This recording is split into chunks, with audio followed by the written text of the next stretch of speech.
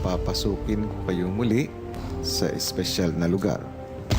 Kung meron kayong isasama na 2 tao doon, sino ang pipiliin ninyo? Ako po, si Kevin po. Ikaw, sino? Hindi.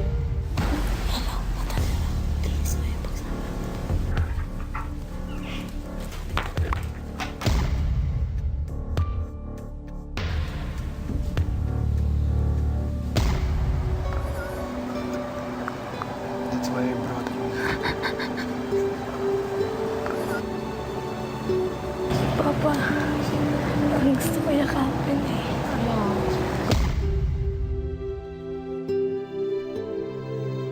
I'm very happy. I cried. Because we felt alone. Like I'm in another country. Okay, I have friends here now, but now I know I'm 15 meters from my father. Masaya ako na nandyan siya kasi yung parang feeling ko kasi dito sa loob para akong lalo na pag natutulog. Hindi ako sanay ng hindi natutulog na hindi siya katabi. Hindi ako sanay na yung bang wala akong pader sa likod. Sanay ako na lagi niya ako niyayakap. Natuwa po ako kasi nakita ko yung sleepers ni Mami, iba na po. Tapos, okay lang po kahit hindi pa rin niya pinakita yung mukha niya. Masaya po. Dahil, yun nga po, napasaya ko yung 2 kong housemates kahit papaano po. Ano nga ang ikalawang kondisyon ko sa inyo? Walang makakalaman sa kanila na nandun kami. Po. Ibig sabihin ay hindi kayo mag-iiwan ng ebidensya.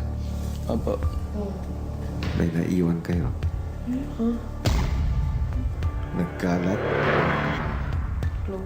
fingerprints ninyo sa salamin. Tama, Kevin. May special task pa ako sa inyo. Ano po yun?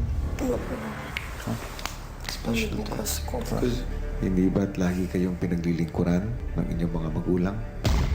Kaya't ang gusto ko ay kayo o kayo naman ang maganda ng breakfast para sa kanila. Huh? We have to make breakfast for our parents without them knowing that we're there. So we have to be so quiet. Pero We can taste it. may tanong po ako, Big Brother. Pwede po ba namin tikman kahit papaano? Kunti. More than that, more than sa tikim, papayagan ko kayo na kumain. You can eat midnight snack. Pero Lilinis. doon nyo kakainin. Opo, sige po.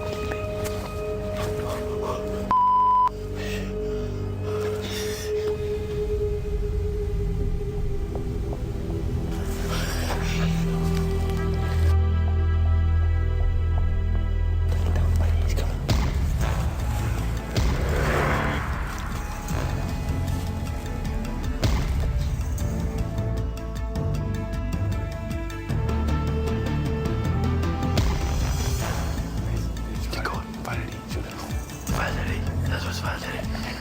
Valerie and Happy Boo Boo. You know, wait.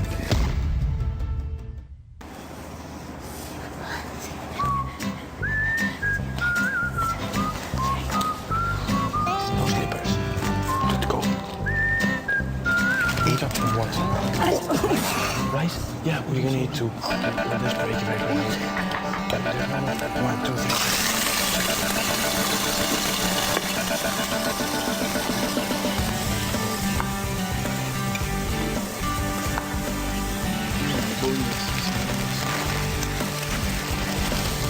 Masarap nito pag may bawang.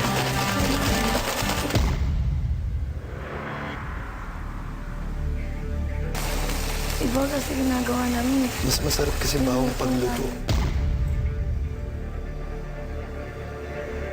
Little boy,